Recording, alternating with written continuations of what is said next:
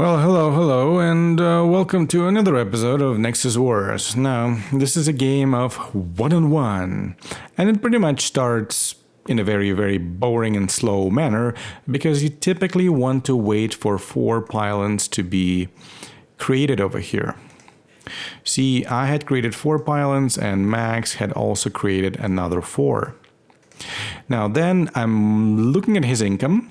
This is like a little bit of a walkthrough of how to play one-on-one, but it's not the most orthodox one-on-one game. Now, Max had went ahead and he had built most probably a zealot. I was waiting for my minerals to come by so that I could upgrade my pylon. See, I got 3 pylons at level 1 and level 2 pylon. What I will also do in this game is I'm going to experiment with how much this outpost, like building on the bottom ramp, is going to give me an advantage. Typically what people do is they build their units around Nexus and then they fill their mid-row. But Max likes to wall, and he likes to wall into bottom, so this is what I'm gonna do during this game. I'm going to build some units on the periphery, like a Dark Templar and a Mothership Core, in response to his Templars. And then I'm going to see whether these Archons are going to be able to take advantage of the building on the bottom ramp. Most probably they won't, as I had realized later, just because Archons are very short-range units. Now, this is how the game starts. He has some fun dealing with my Stalker. I don't have a visual for this, but this is a setup for a wall or for a gate. What's going to happen is all of these units, if they see somebody coming in from the top, they're going to drift to top, deal with those units, and then continue their movement bottom. I'm not aware of it, but that's something that anybody can expect from MadMax because he's convinced that the wall or the floodgate is the single best strategy in the game. Well, that's his conviction. Now, as these things are moving along quite slowly, let me tell you about one game and how I got into it. I was pretty good at playing Nexus Wars 4-on-4. I would solo pubs and I would go for 10 to 20 games winning streak. And then people were saying, well, I'm playing one-on-one, and I'm like, well, let me play one-on-one. And let me tell you, first 10 games, I probably lost. It came to a point when I was counting the number of minutes that I was able to survive against good players. Then I was counting the number of nukes I was able to force. Finally, my first notable win came through, and I started to become very good at a very particular strategy.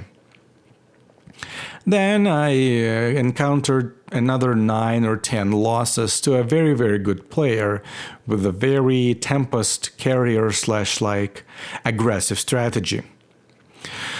TLZ, also known as SAP, also known as somebody else now, we kind of teamed up together and we were plotting together how to beat that really good dude. And this is when my strategies picked up and I became better. Nonetheless, I was very incapable of dealing with Zerg rushes. And I encountered another very good player from Scabs, to whom I lost another 7 to 10 games in a row. And only when he was playing Terran I was able to take care of the game. Since then I had my ups and downs experimenting with the game, experimenting with syncing mid-rows, unsyncing mid-rows, really encountering weird builds. I would strongly recommend one-on-one game. It will teach you the income. It will teach you and make you so precise in your countering game. You will know exactly how many of one particular set of units you will need to be able to make a difference. This is when I had discovered that 5 archons, for example, will no longer continue to counter immortals. This is when, for example, I figured out or I had beaten badly by income rushes or floodgates, etc., etc. 1-on-1 game is a lot faster than 4-on-4, so it will challenge and it will put your micro to the test. It will put your economy knowledge to the test, unit composition, and build order. There is some debate as to whether to allow floodgates or not to allow floodgates.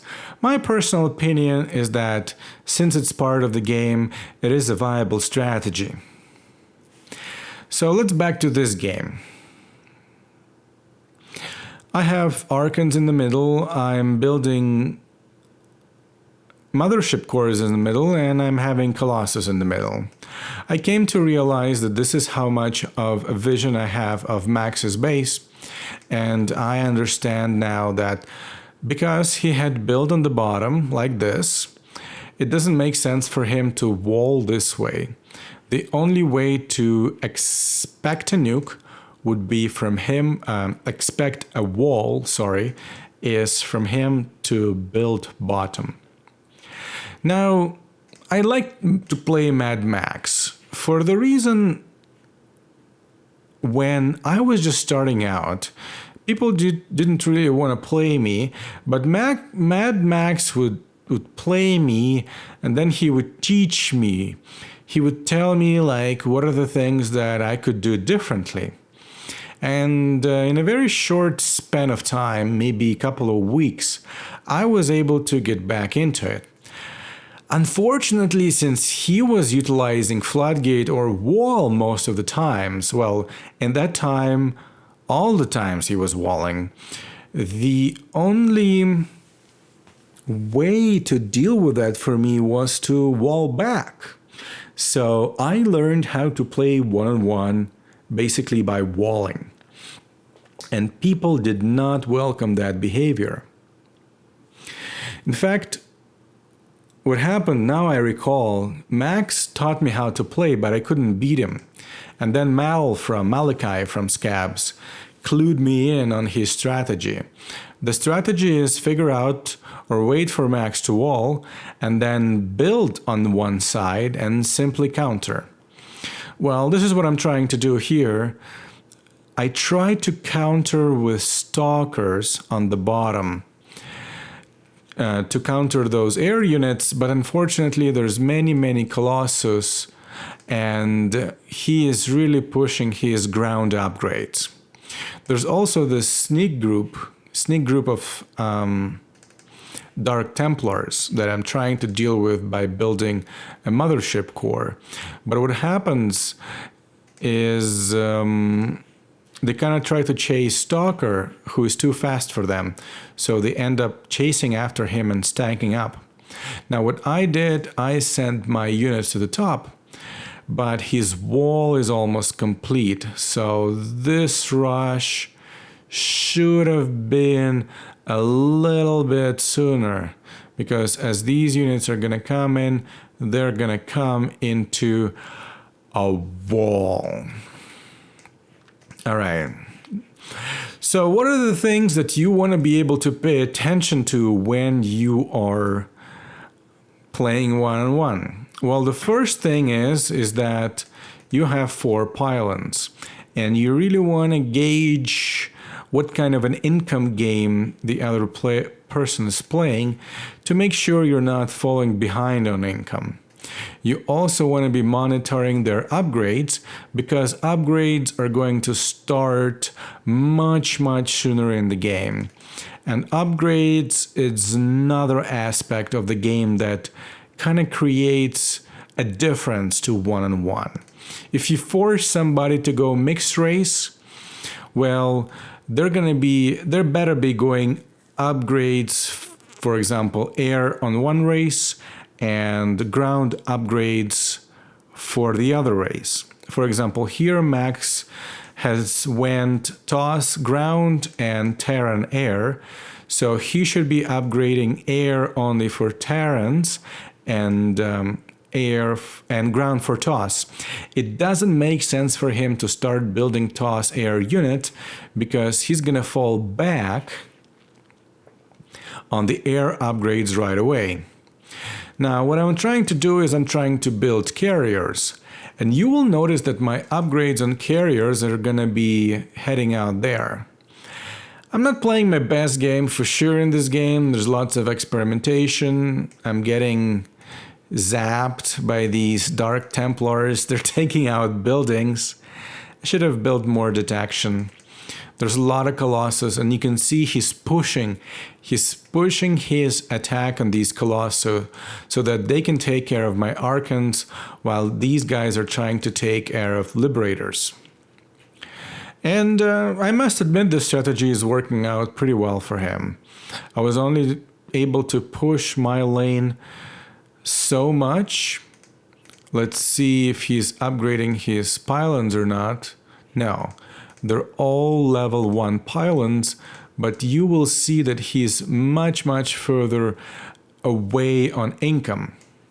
My pylons though are upgraded. What does that mean? That means that he has a tremendous surplus in unit numbers, in unit count. He has a lot more units than I do because he's ahead on income, but his pylons are level 1. So most of his income is coming from units.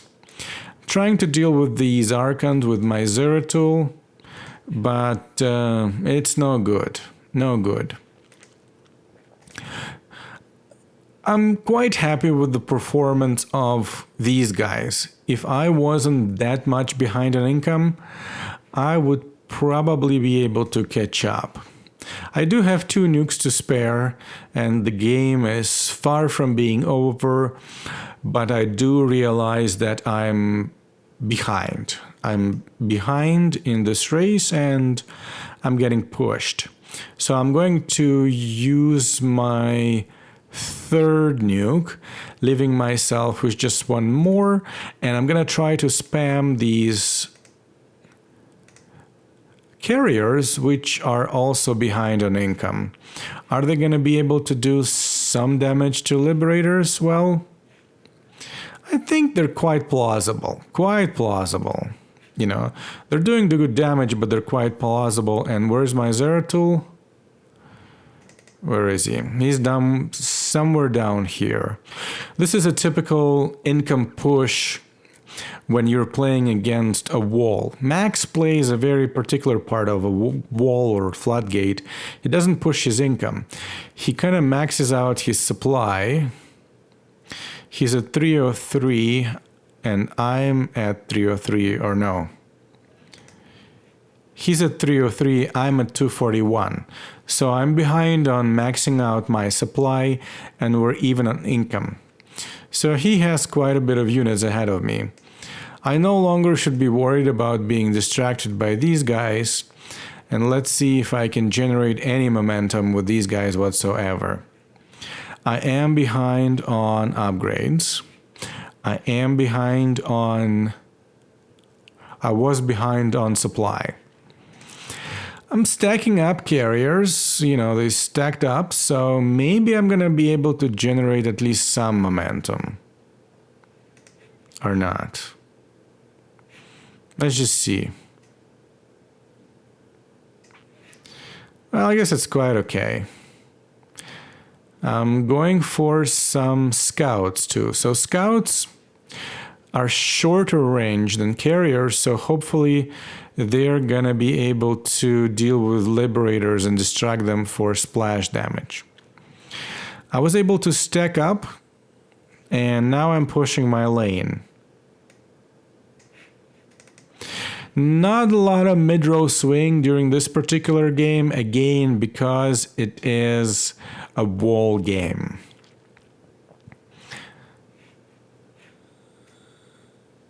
Allies' base is under attack. Shouldn't be a problem. All right. Am I gonna be able to take the push, to make the push? Okay, he nukes. I have unsynced carriers. I doubt I'm gonna be able to stack up. Weak defense on Archons. I have 2 Zero Tools now, so my only chance, well, now with these battle cruisers and me being behind on air upgrades, my chances are very, very slim. My chances are slim. There's lots of detection here too. So Zero Tools are not going to have a fun time just blinking into this mess and try to deal with his units. Well, this should be a nuke. And Max is out of nukes. Max is out of nuke. So, you know what? I have pretty plausible chance to win this game. I should be able to nuke these guys. And I tried to do that. I clicked my workers. They're here. I pressed the nuke thing, but I don't know what happened. They didn't nuke for some reason. Now the nuke comes along. It's very late. And I'm not going to be able to stack up. And Max is just going to plow through this game. Had a chance, didn't make it, made lots and lots of mistakes in between things. So I guess lesson learned for me. What I could do differently next time is I sure can keep my workers nearby within the nuke range so that everything's going to go smoothly. I will get into the air game much sooner so that Colossus is not going to be a factor. And I can also pressure his top row much sooner so that, he has something to play with. I could also deal with these guys. They have a bug. For some reason, you can't set their rally point. So I would have a lot more detection to deal with this and play a better micro game. This is one-on-one in a nutshell. You start with 4 pylons, you play the mid-row game, then you probably continue with building your mid-row. Some units start building to the sides. These are the different strategies. I'm planning to upload a bit more videos in the future about one-on-one game to raise its popularity. Thanks for watching. This is Naughty. Have fun and see you later.